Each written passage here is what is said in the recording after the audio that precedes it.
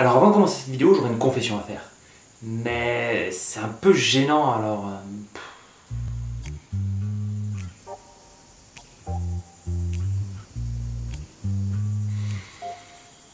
Ouais.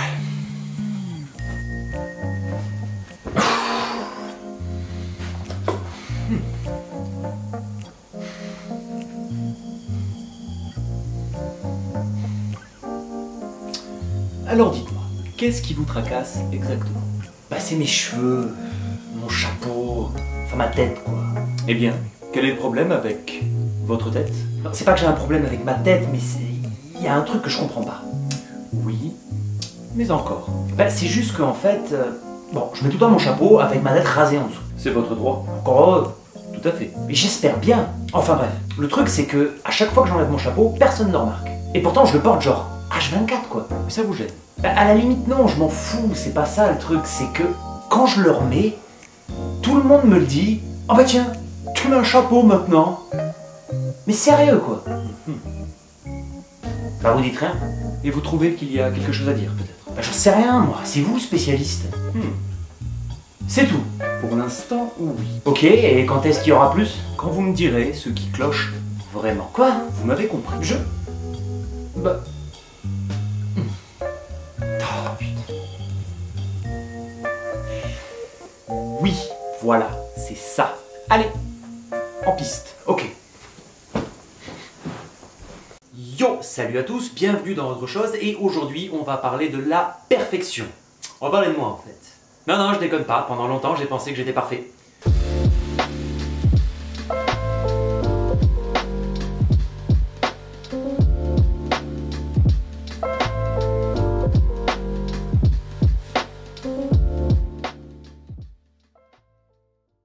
Mais avant, commençons par le commencement, la création de la vie sur Terre. Non, non, je déconne pas, c'est pas une blague, on va vraiment commencer par là. Donc le Big Bang, les planètes, notre planète, la photosynthèse, la mitose et ainsi de suite jusqu'à arriver à nous. Quand j'étais plus jeune, je considérais tout ça comme une série d'accidents qui, collés les uns aux autres, ont fini par nous amener au monde qu'on connaît aujourd'hui. C'était ma façon de voir les choses et pour moi, elle était absolue. C'est-à-dire que si quelqu'un me sortait quelque chose qui allait contre ça, bah, j'y prêtais même pas attention. Et en pensant comme ça, la vie avait juste pas de sens. Pourquoi mettre un sens là-dedans vu qu'on n'est qu'une série d'accidents? Si on est là, c'est juste un pur hasard chimique. Et c'est tout. Sauf qu'une vie qui n'a pas de sens, eh ben, c'est quand même difficile à gérer. Et on va avoir tendance à compenser avec du plaisir.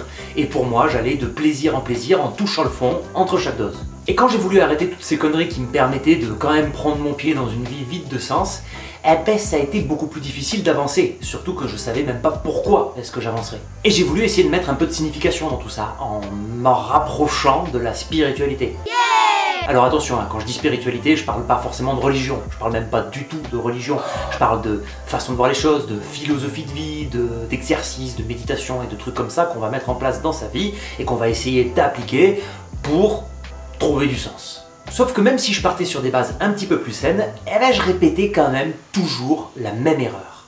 Au même titre que quand j'étais gamin, je pensais qu'il n'y avait absolument aucune autre explication ni même chose valable que le fait que nous ne sommes qu'une série d'accidents. À chaque fois que j'entamais quelque chose, que j'essayais une nouvelle philosophie, une nouvelle façon de voir les choses, ça devenait la seule façon. Ça devenait le truc ultime. Il n'existait que ça.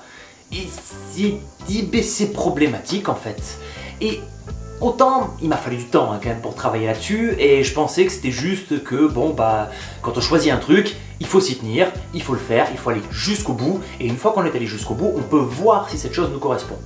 Alors oui, il y a un peu de ça. Sauf qu'à l'époque, j'étais pas du tout capable de faire ça, au contraire, j'abandonnais très vite et j'allais rarement jusqu'au bout. En fait, ce que je cherchais, c'était la perfection. Parce que je me considérais comme parfait. Pas parfait dans le sens où je me dis régulièrement que je suis parfait et je me regarde dans le miroir et je me kiffe. Même si je crois que je le faisais, mais c'était une époque où j'avais les cheveux.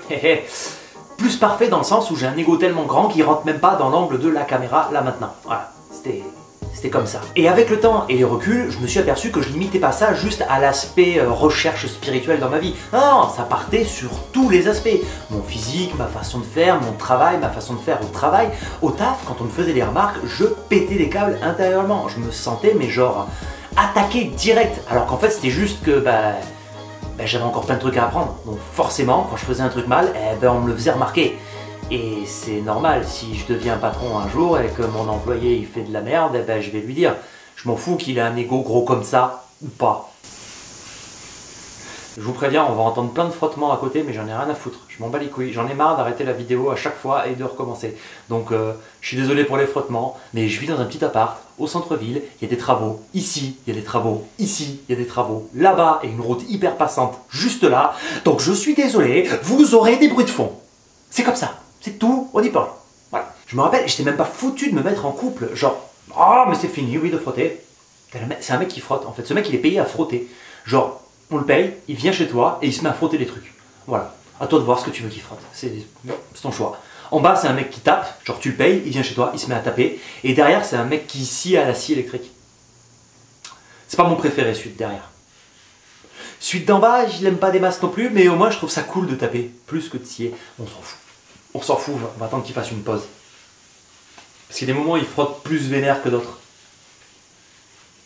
Et le pire, je crois, c'était en couple. J'étais pas foutu de me mettre en couple parce que j'étais jamais satisfait. Dès que ça commençait à devenir sérieux et que je sentais que ça allait durer, je me disais juste, oh mais non, c'est pas assez bien pour moi, je vaux mieux, je peux avoir mieux. Et le pire, c'est que c'était même pas dans le bon sens du terme, parce que maintenant, bah, je vais avoir tendance à le faire, mais dans le sens où si je m'épanouis pas avec cette fille, ça sert à rien. Je vais pas me coincer sentimentalement avec une personne alors que derrière, il y a rien qui va. À l'époque, c'était l'inverse. À l'époque, je tombais sur plein de nanas avec qui ça aurait pu super bien marcher, avec qui j'aurais pu avoir une vie géniale, mais non, je refusais de me coincer sentimentalement. Même si là, je pouvais le faire, parce que c'était cool. Mais voilà, toujours pareil, je me considérais comme trop bien pour ça. Et puis je jugeais, mais je jugeais les autres, c'était un truc de fou, j'étais constamment en train de me comparer aux autres. Il y avait ceux qui étaient en dessous de moi et ceux qui étaient au-dessus de moi. Et même... autant, ouais, bon d'accord, ça je me l'accorde, j'ai plus eu tendance à essayer de moi m'élever au niveau des autres que de les rabaisser pour les mettre à mon niveau. Mais quand même, à chaque fois que je considérais quelqu'un comme étant au-dessus de moi et qu'il faisait un truc qui tout d'un coup le rabaissait dans mon estime, putain, j'étais super heureux. Et ça, c'est une façon de faire qui est vraiment nulle, c'est tout basé sur la perfection, c'est se sentir parfait. Et finalement, j'ai réussi à lâcher ça. Ça a été super dur. Mais je jugeais de moins en moins, j'arrivais à juste sentir tout le monde au même niveau. Mais le travail n'était pas terminé. Et c'est en regardant récemment une photo qu'un pote avait fait de moi, où j'avais pas mon chapeau, où j'avais le crâne pas hyper bien rasé, et voilà. Et en plus on me voyait de dessus, un peu comme vous me voyez maintenant, sauf que là c'était vraiment angle de dessus. Et on voyait toutes les imperfections sur mon crâne. Et quand j'ai vu la photo, j'étais là en mode, ouais... bof, ça me plaît pas des masses. Et là, mon pote m'a juste répondu, bah non, t'es fou quoi. En fait, c'est ça qui est beau. Je sais pas pourquoi à ce moment-là, mais ça a fait tilt. C'était vraiment comme un électrochoc. Je venais de m'apercevoir que c'est l'imperfection des choses dans la vie qui rend la vie aussi belle. J'avais beau passer 10 ans à chercher du sens, à m'améliorer, à faire ci, à faire ça, au final, je répétais toujours le même pattern, le même truc. Je cherchais à être meilleur que les autres. Et ça, c'était nul, et ça l'est toujours d'ailleurs, et je pense que je vais avoir beaucoup de mal à me débarrasser de cette sensation et de cette envie de dépasser les autres. Mais maintenant, je commence à voir les choses très différemment. Je commence à apprécier certains attraits physiques que, à l'époque, je trouvais absolument dégueulasses. Je commence à apprécier certains attraits de caractère qu'à une époque, j'aurais trouvé juste extrêmement casse-couilles. Ça me fait voir les gens d'une autre façon. J'arrive à plus considérer le monde et les êtres humains comme une seule et grande chose uniforme, fait de plein de nuances, de bosses, d'imperfections, de boutons sur la peau, ce que vous voulez, tous les trucs qui font que ça change et que ça diffère tout le temps. Et ça m'a fait un bien fou. C'est tellement plus agréable de voir le monde comme ça, on se sent tellement plus connecté à ce monde, on se sent à l'intérieur, on se sent prêt, on se sent avec l'envie de le découvrir. Beaucoup plus qu'avant. Parce qu'avant, chaque chose que j'entreprenais, si ça me semblait pas parfait, ben j'y allais pas. Du coup, j'ai envie de dire, kiffons le monde et ses imperfections. Kiffons l'imperfection, au chiotte la perfection. Il faut kiffer les choses telles qu'elles sont.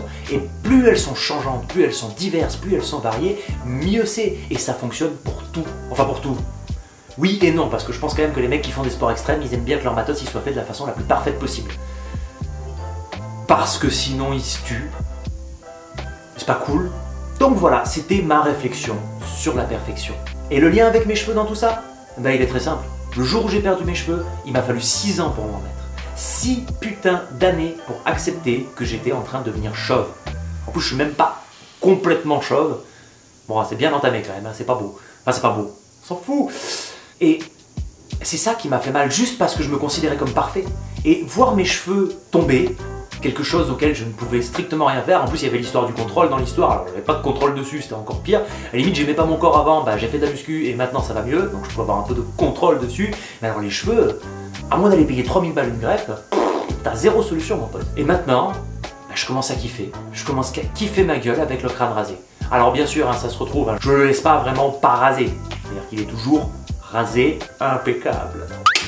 Mais, quand même, je commence à apprécier. J'aime voir ma tête avec ce crâne rasé. J'aime voir les imperfections sur ma tête, sur mon visage, sur mon corps, sur le corps des autres. Et la vie prend un goût tellement plus agréable, tellement plus nuancé. C'est comme boire un putain de café dans lequel on va sentir du cassis, de la groseille, mais on va aussi sentir du caramel, du chocolat noir. Tous ces trucs-là en même temps, c'est boire un vin extrêmement fruité. C'est tellement mieux. Vous préférez quoi? Le vin Bordeaux fruité à 2500 € la bouteille ou la vinasse du fin fond des Corbières à 2 € que quand tu le bois, tu te demandes si c'est pas du produit pour les chiottes?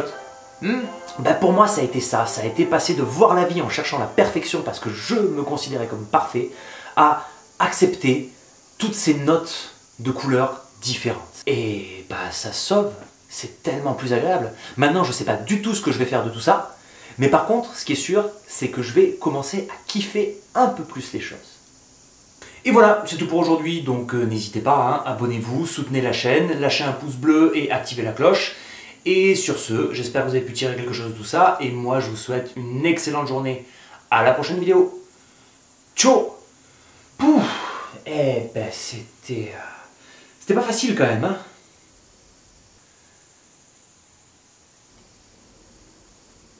Ouais, je crois que ouais.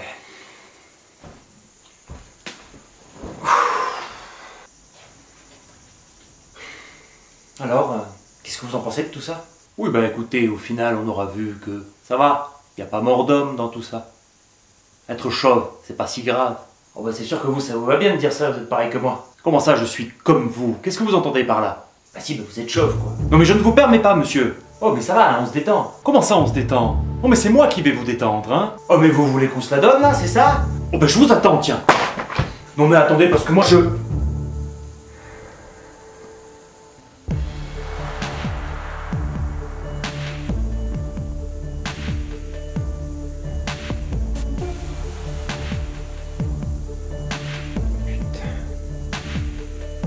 Ok.